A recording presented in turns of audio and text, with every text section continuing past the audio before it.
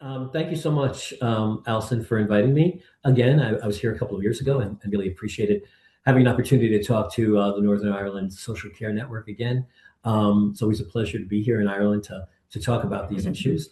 I'm Gary Mallon. I'm a professor at the Hunter College School of Social Work in New York City, where I've worked for 35 years and have worked in the child welfare system for the last 50 years. So I have a long experience of working in care systems.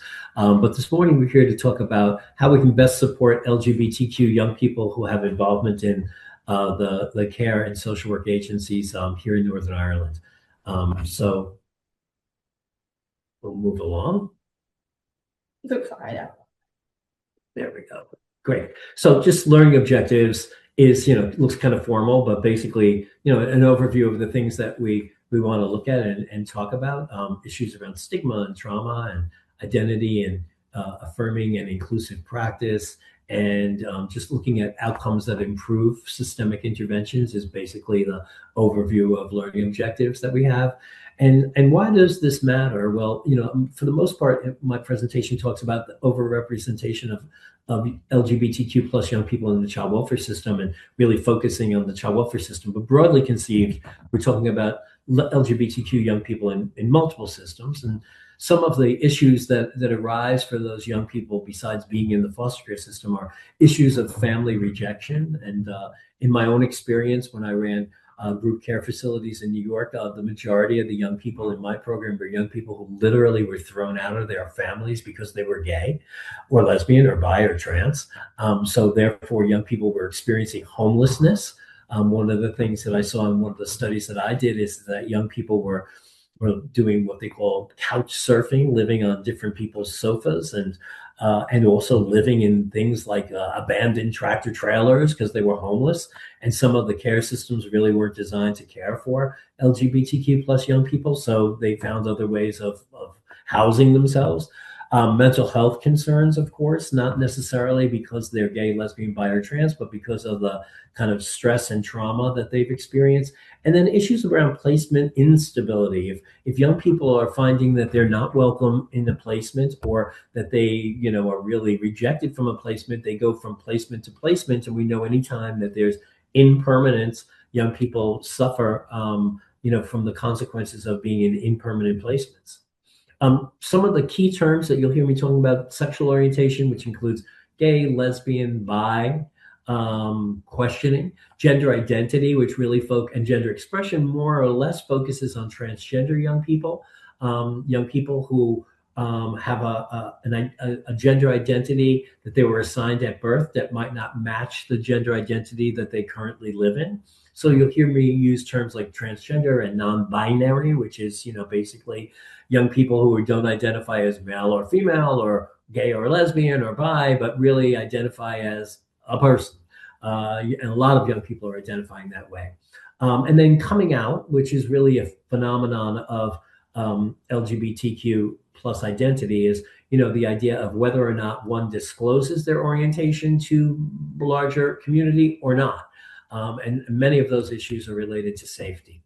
In looking at, identity development, I think it's important to know that identity development is ongoing and contextual. It's not a one-time event. It's not like somebody says, yes, I'm gay, and then that's it. They have to say that many times. I often use the example that, I wear a wedding ring. So sometimes people say to me, what does your wife do? I'll say, I don't have a wife. I have a husband, and he's a computer guy. And either they are kind of freaked out by that response, or they accept it and move on. But it's my way of, kind of being out myself about who I am, and kind of, I have to do that multiple times. So it's, clear that it's not a one-time event. Safety is a really, really big part of visibility. If you don't feel, and I'm talking about as a young person, really, if you're a young person and you don't feel safe in your foster home or your group home or your family or your school, you're not going to come out. If you feel more safe, you're going to be a little bit more visible. But safety is a huge issue. And I think that young people are constantly assessing their risk. And when you have to constantly scan your environment for safety, it's frequently exhausting. And therefore, you'll find that young people sometimes are just, wiped out from trying to manage, all of the issues that one has to manage in being a young person, an adolescent, and then being lesbian, gay, bi, or trans, right? So, I think that risk assessment can be really tiresome for young people. One of the kind of theoretical constructs that we use to talk about LGBTQ plus identity is minority stress. And there is chronic stress that comes from stigma and discrimination, and I would say from hiding, right? And it includes external prejudice, it includes internal stigma, and the expectation of rejection. Even when one does not experience rejection, the expectation that you might be rejected is oftentimes exhausting. So again, minority stress kind of puts the responsibility on the LGBTQ plus person who's constantly negotiating these issues throughout the course of their life in the various environments that they work in. And in looking at experiences in child welfare settings, again, we see this rejection or hostility, about placement. In some placement settings, they will clearly say, we really don't want a gay, lesbian, bi, or trans kid. We see them as extremely problematic. So there'll be rejection, and they'll couch that in various ways. They might not say that directly. There's sometimes a lack of affirming carers. And then, conversely, there's sometimes wonderful carers, people who are empathic and loving and do a wonderful job of caring for LGBTQ young people and lots of young people. But for the most part, what we see is the kids who don't find affirming carers, right? We see young people who are misgendered or invisible. I mean, they're invisible because of safety or because they're in the process of understanding their sexual orientation or gender identity in early stages and are not 100% clear about who they are. But frequently, the invisibility is about safety. It's about, I can't come out in this foster home because if I do, I'm going to get kicked out. So let me just be quiet, right? And hiding oneself or being socialized to hide is an exhausting process. And then lastly, and it connects to that, is this pressure to conceal one's identity is like, should I, shouldn't I? It's a constant thing. And when you're a vulnerable young person living in a child welfare setting, and you're not living with your own family anyway, you're in the process of living with a bunch of people that are not related to you. You're constantly, assessing whether they're good to you or not good to you, whether it's safe or not safe. There's a huge pressure of concealing that identity and maybe being able to leak it out a little bit when you feel that it's safe to do that. What's the first? I always think the first one's inconsistent policy implementation. If you don't say that our social service agency respects and cares for all people, regardless of religion or race or culture or creed or sexual orientation or gender identity, they're not hearing that. So you need to have policies that really say it's okay for us to care for and work for young people who are LGBTQ plus. The second one, and I don't mean to be offensive about this, but believe me, being from the US, yeah, I'm talking about my own country as well. We need to have politicians that stop making these policies that are purely political, especially as they relate to transgender kids. Transgender people have become like this pariah in society. I mean, I've never lived yet where I've seen such negativity from people who have such little information, including my own president, okay? The kinds of things that they talk about when they talk about transgender young people are astounding to me because they're completely inaccurate in a lot of cases.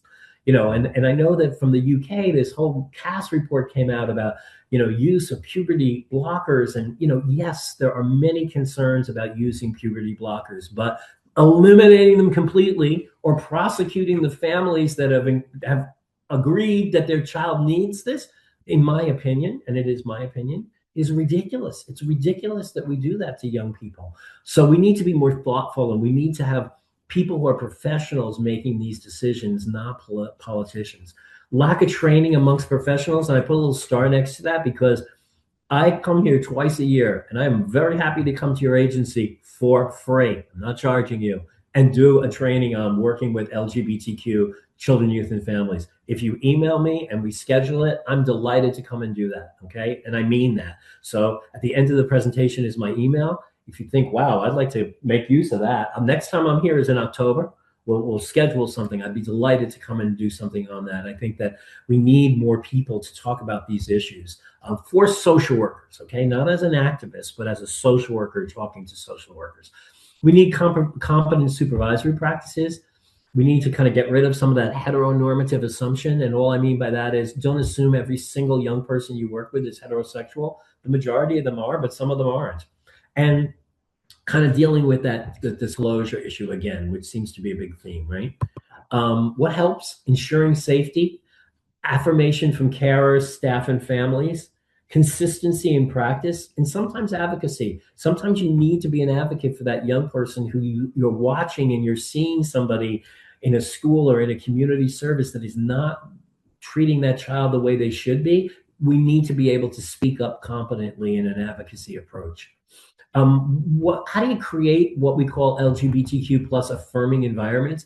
Using inclusive languages, even being able to say the words gay, lesbian, bisexual, transgender, questioning, or queer. That's a term that people are using. Young people use that. Non-binary, knowing what those terms mean. And that's another whole training. If I came to your agency and you need me to do that, I would be happy to, because I think that's important. But using language like that suggests, oh, it's okay to talk about that here. If I'm a kid coming to your agency and I hear my workers say, well, we accept everybody here. If you're gay or lesbian or somebody who's experienced abuse or somebody who has a problem with their families, if I hear those words, that tells me I can talk about that.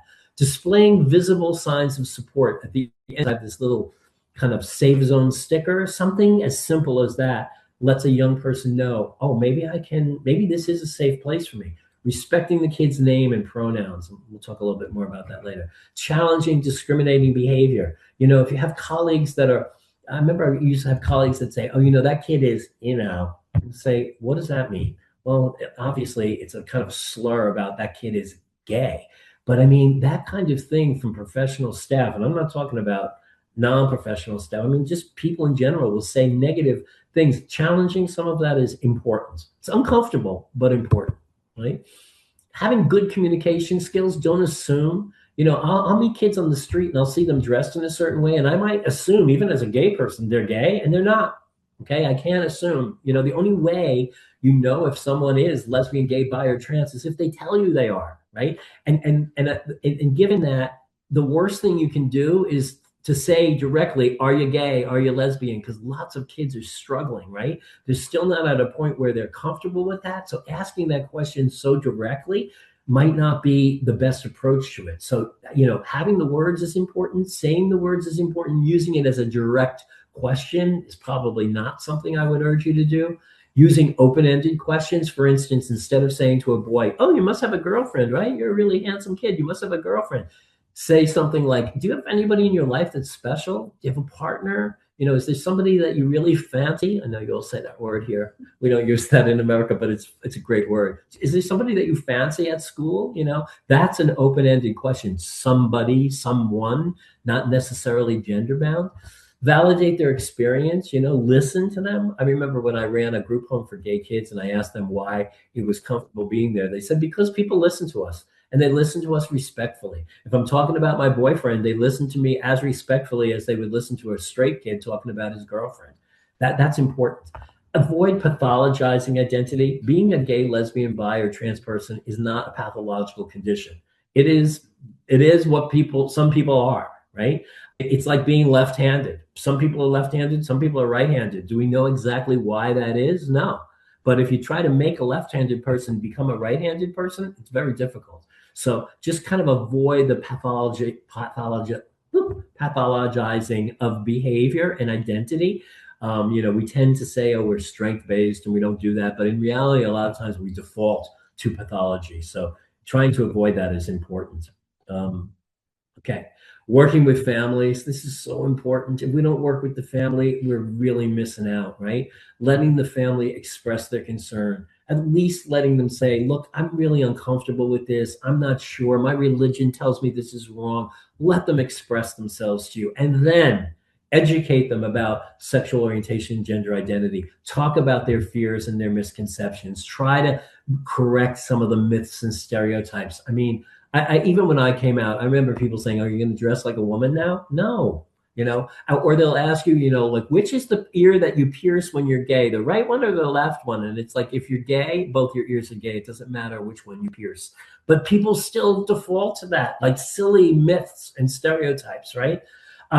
Promote family acceptance. That's so critical. If you have one family member or one person who's accepting to an LGBTQ plus young person, the likelihood that they're going to hurt themselves, they're going to need health services, decreases significantly. One person.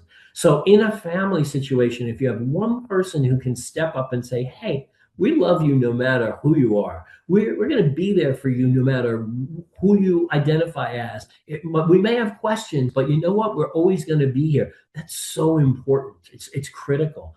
Train staff on how to work with family on their issues. A lot of times staff will say, oh, I didn't really know what to do. The mother's really religious. And, we didn't want to, step on her religion. Well, of course, we don't want you to step on her religion, but we also want you to make sure she has accurate information about caring for and loving her child, right? So they need to be supportive with families, but they also need to help correct that. And the way that you correct that is when you're comfortable yourself with these issues. So a lot of what I'm saying is, what's your issue about LGBTQ people, right? And I don't mean that from a hostile advocacy perspective. I mean that from, check it out, right? If your own child came out to you and said, hey, mom or dad, I think I might like girls like that. How would you feel? How would you deal with that? Do you know LGBTQ people that you work with or that are in your family?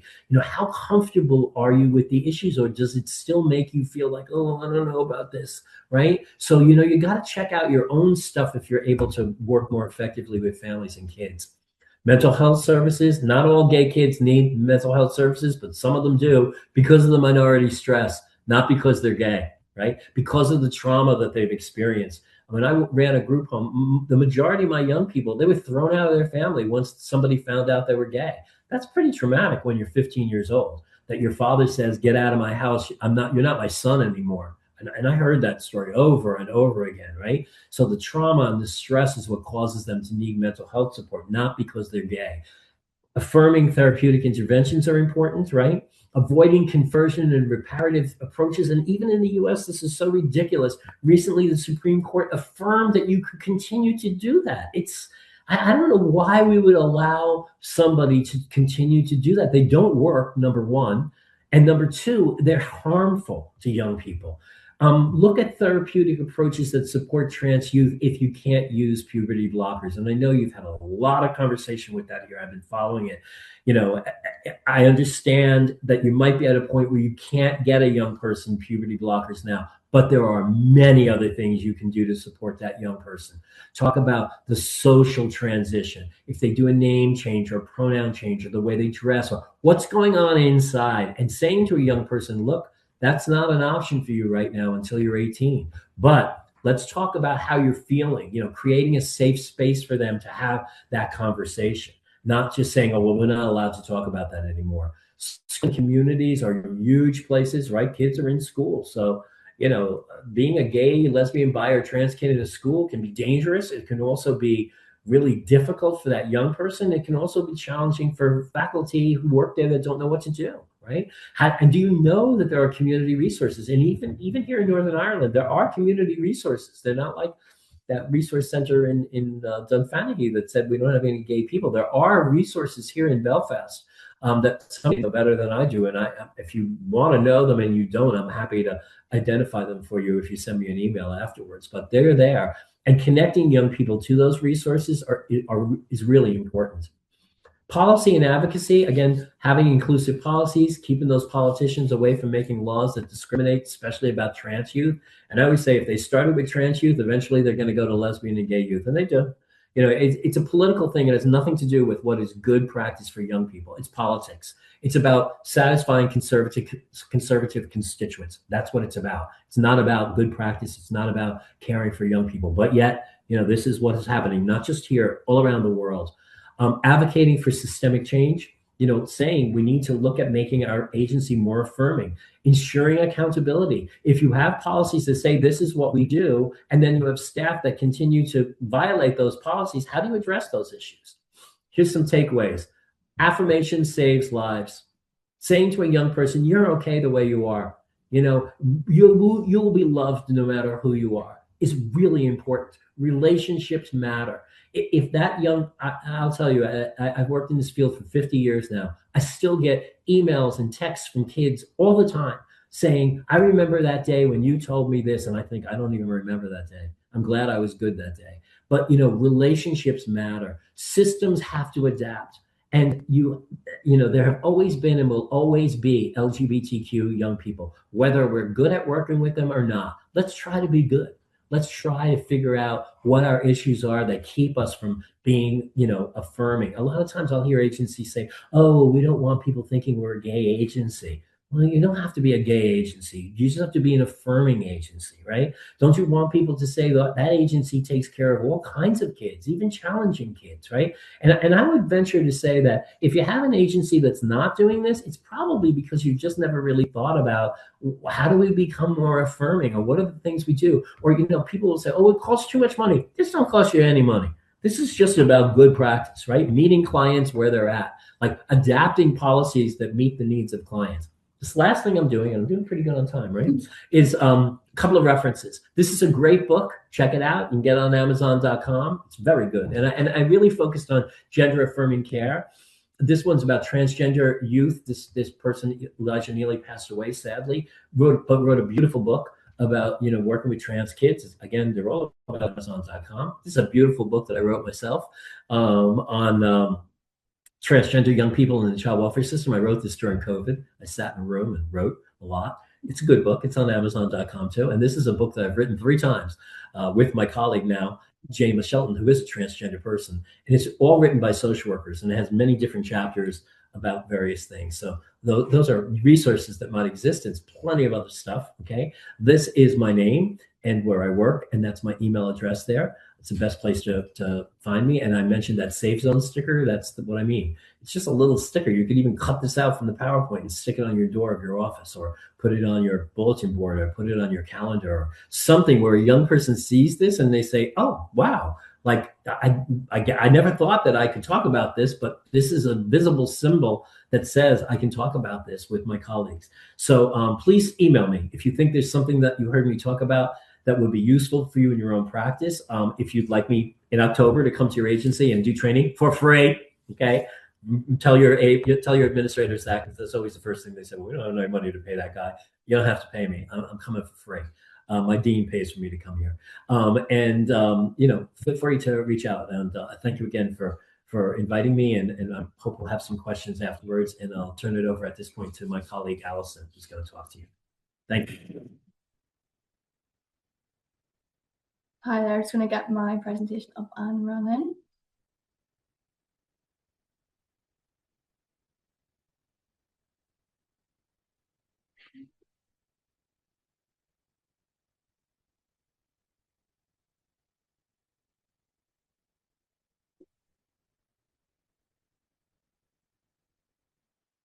Sorry.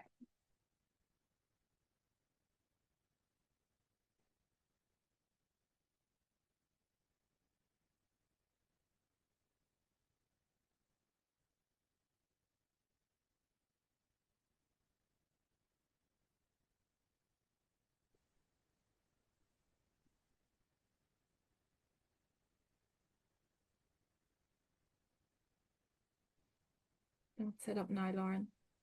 Perfect. You got it. 2 seconds there. It's just coming up not right on my side there.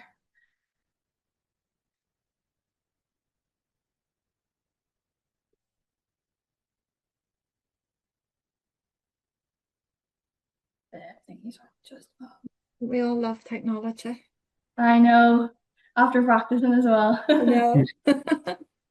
Going away. It is. We'll get there. We will. There you go. Yeah, that's just on mine.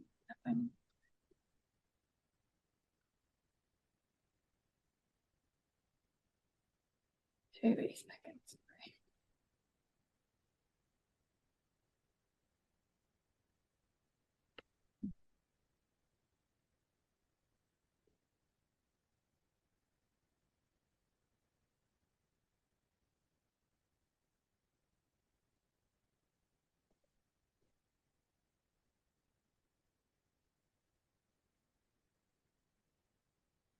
Is that coming up as the whole screen or the presenter view there? Just checking. It's everything, Lauren, so it is. We can No see your worries. notes and all. That's grand. All feels I'll just talk through it 2 seconds there. It's always the way.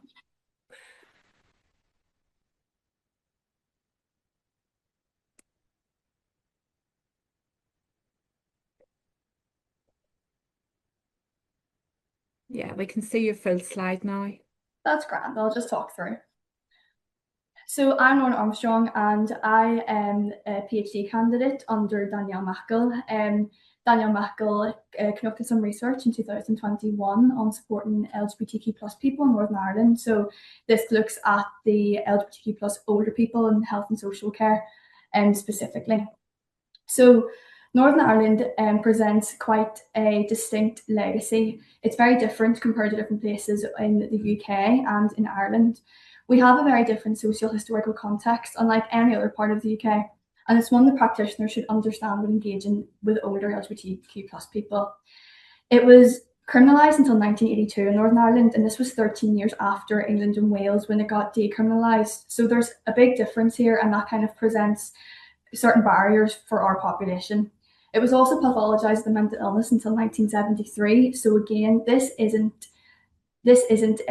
historical. This is something that people who are living around us have actually experienced within their lifetime. And there's also those additional things as the HIV and AIDS epidemic up until in the 1980s. This devastated friendships and networks, and there's stigma here. So it wasn't just people who were impacted then, it's also still the people who are living now, and these family structures differ from what are heteronormative. So we also have a post-conflict conservatism here, and this has slowed Northern Ireland's social liberalisation relative to the rest of the UK. And again, same-sex marriage was only legalised here in January 2020, and this was only under direct rule from Westminster. This was not something that was brought about by our politicians. So again, how can our LGBTQ plus people here feel like they are supported when our politicians here are quite conservative and they don't stand for changing policies and the rights of our LGBTQ plus communities? So who are we talking about here? We're talking about 2.1% of Northern Ireland's population who identify as lesbian, gay, or bisexual. The 2021 census was the first census that actually took in these statistics. And in comparison to England, we didn't include a gender identity question. So again, there is an invisible population here that's not being addressed. It also is a significant underrepresentation, with only 0.3% of our population identifying as LGBT plus when they're over 65. And this isn't something we should take at face value. We also need to look at that 8% of our population didn't even answer this question. So this indicates that there's still an ongoing stigma and fear, and you kind of we have our population or older people who are afraid to just identify and to come out because of the unique situation that's presented here. So 1 in 12 people in our LGBTQ plus population feel like they have no one to turn to. So it's built on the structure that families, older LGBTQ people don't have the same family networks that heteronormative people would have. So that presents its own barriers in itself and creates social isolation and loneliness. And you can see here on our slide that we have a quote from Ashton Playford from the Rainbow Project. It's important that we now have clear statistics for many years, but there's still a hidden population, and that's really important to recognise. So there's 5 key barriers to accessing care. We have 1, the fear of recloseting. So this is concerns about having to hide LGBTQ plus identity upon entering care settings. With fear and stigma that have been that people have been exposed to over their life course, there's still this fear of being open because of what they might experience when they go into health and social care settings. This is due to the population who are voting for political parties who maybe back certain views and knowing when to disclose identity due to being worried about safety. We also have minority stress and criminalisation. So again, a cumulative harm from a lifetime of stigma and Northern Ireland's late decriminalisation, as just mentioned. Then we have social isolation and family support. So older LGBTQ plus people here are more likely to live alone. They have a chosen family, and this is due to support networks and LGBTQ plus centres. But we also need to recognise that some people might not have access to LGBTQ plus support centres and might not be comfortable with that.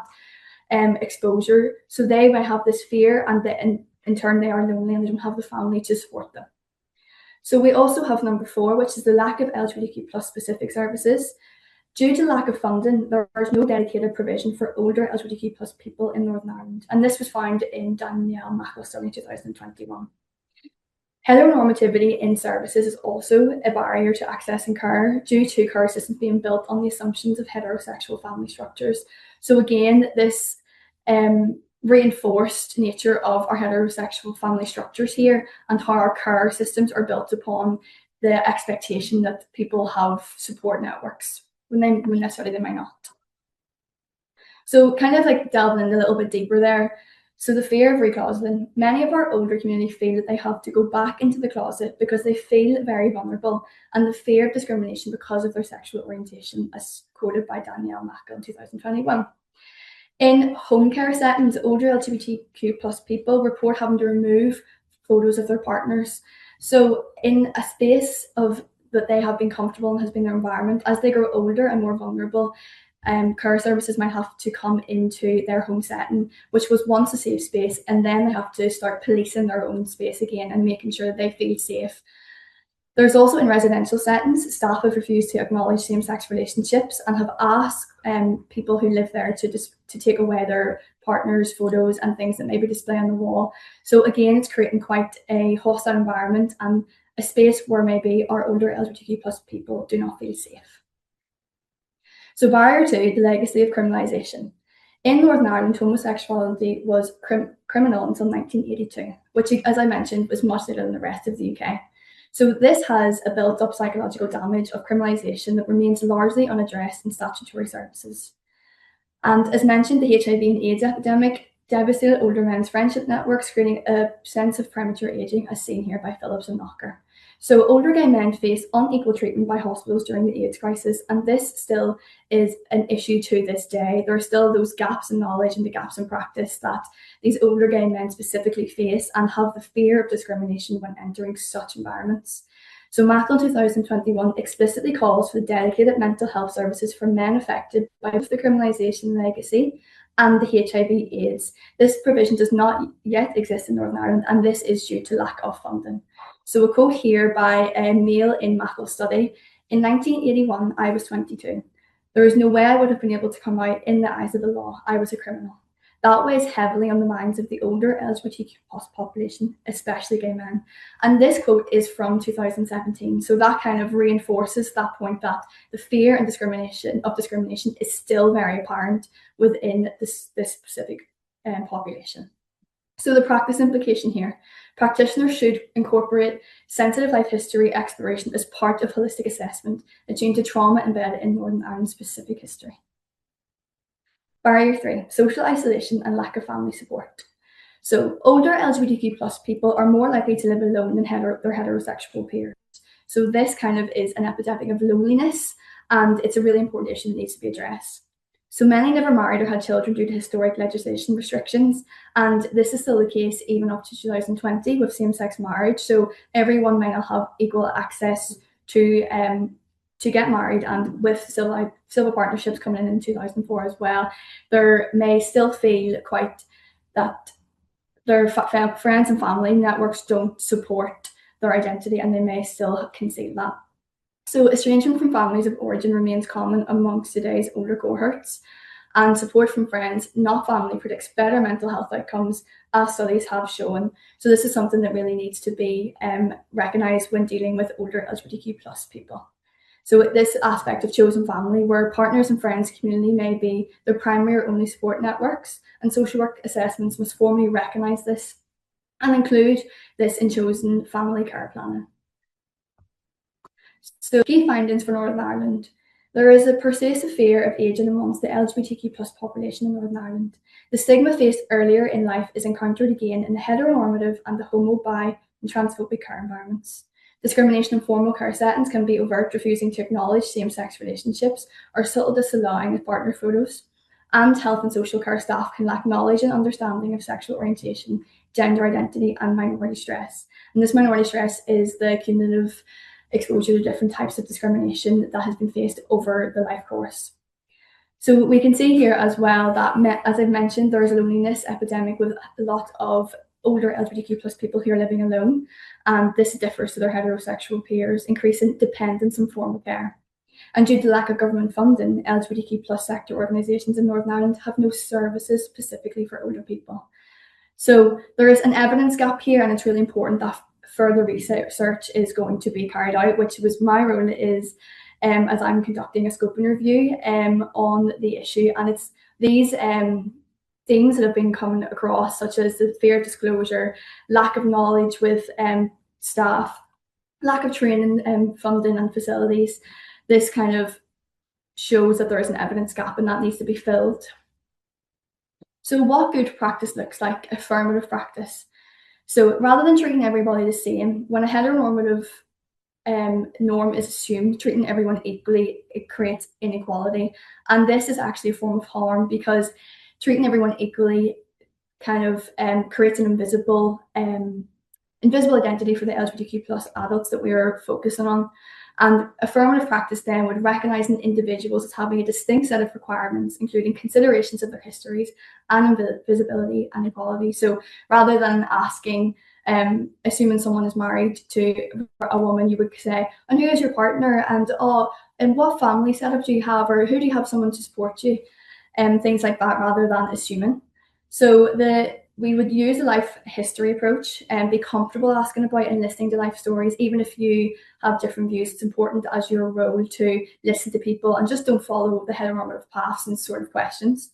Center the person's own narrative. So some wish to be out to others, but some prefer privacy. So if someone discloses their identity to you, it is important for you to understand their preferences and to ask rather than just to assume that they want everyone to know. So let them lead the way, do not assume. So you need to challenge heteronormative language. So use inclusive, open-ended language in assessments, as just mentioned, care plans, and just in everyday conversation.